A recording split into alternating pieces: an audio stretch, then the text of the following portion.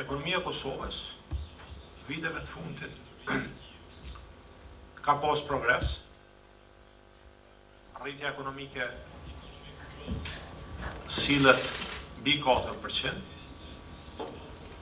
është ndër më të mëdha në region, po duke ditur bazën e ekonomisë të Kosovës,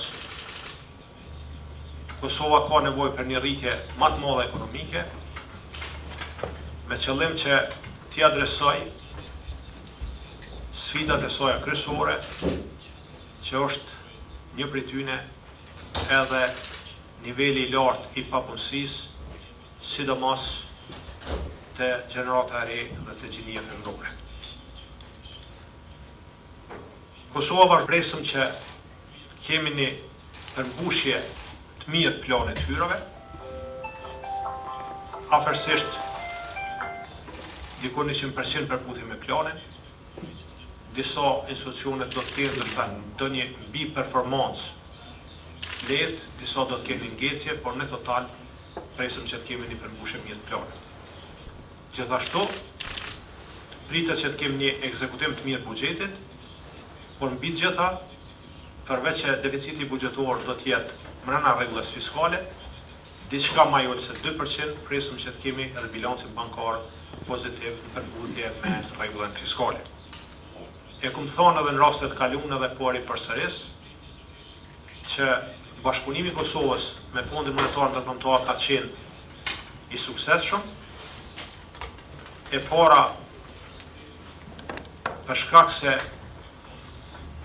mendimin e FMN-s, ekspertizës tyne Kosova ka ligje me standarde të larta, sidomos nga fusha e ekonomisë dhe financave, kemi nevojë për forcim të rëndit të ligjit. Është prioritet joni, është nevojë jonja, që përveç ligjeve të mira, ne kemi nevojë që të kemi edhe implementim të mirë të ligjeve. Gjithashtu se për këtë pyetjes tuaja konkrete, ligji është në fuqi dhe ne si institucione jemi të obliguara të veprojmë në përputhje me legjislacionin e fuqi. Ta zbatojmë legjislacionin e fuqi. Se për këtë pyetje të dytë për normën e papunësisë, është e lartë. Ne kemi ndëgjuar shifrat ndryshme, shifrat e fundit, nëse referohemi me Agjencioni Statistikave të Kosovës, se janë diku rreth 27%, po do të thotë është normë e lartë, a është ajo 25, a 30%, është normë e lartë e papunësisë. Dhe ne kemi nevojë që të krijojmë kushte për sektorin privat, që sektori privat të jetë udhëheqës në rritjen ekonomike dhe gjenerues i qëndrueshëm i vendeve të punës.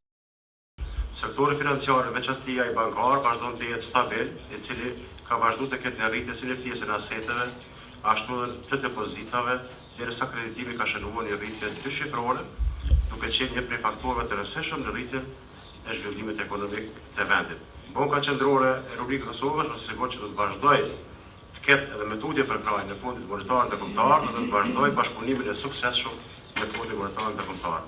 Edhe një herë më lejon të falenderoj Fondin Monetar Ndërkombëtar për mbështetjen që i ka dhënë dhe është duke dhënë Kosovës dhe Bankës Qendrore në veçantë. Faleminderit. The outlook continues to be favorable. Economic activity remains strong, driven by investment growth and exports. Reflecting this, we are revising our growth forecast up by 0.5% of GDP to about 4% for this year and next year.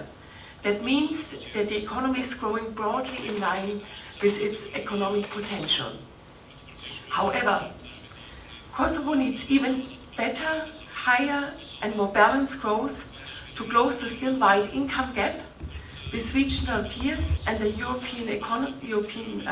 the Eurozone, reduce inequality and create jobs needed to bring down the very high unemployment, especially for the youth.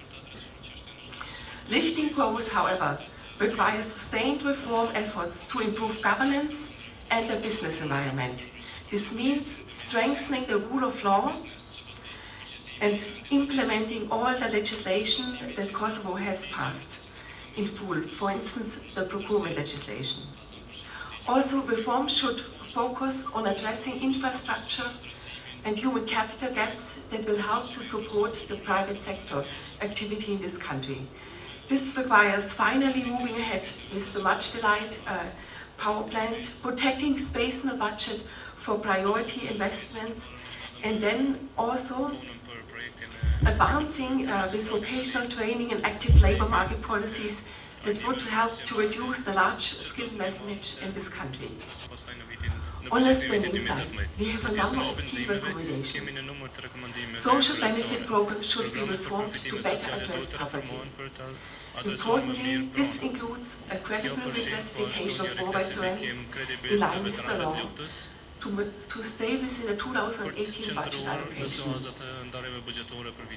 We urge also not to introduce any non-contributory early retirement schemes for special groups, as this would undermine fairness and financial stability and soundness of the pension system.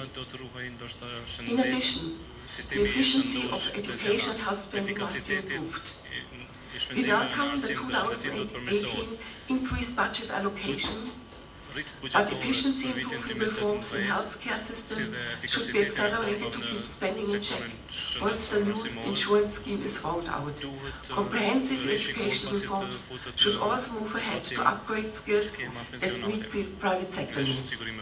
Furthermore, it is important to create space within the limits of the wage rule for priority hiring in these sectors, as well as in the judiciary, and to finance the health insurance scheme. The bill is in line with the wage bill rule. We understand that after 3 years of low wage increases, the government has decided to move ahead to adjust wages in line with the rule. However, we understand that public sector wages are high relative to private sector ones. But to address unemployment, a much broader set of reforms is needed. This requires, in particular, strengthening education, taking active labor market policies to address skill mismatches, introduce vocational trainings, and overall to improve the productivity.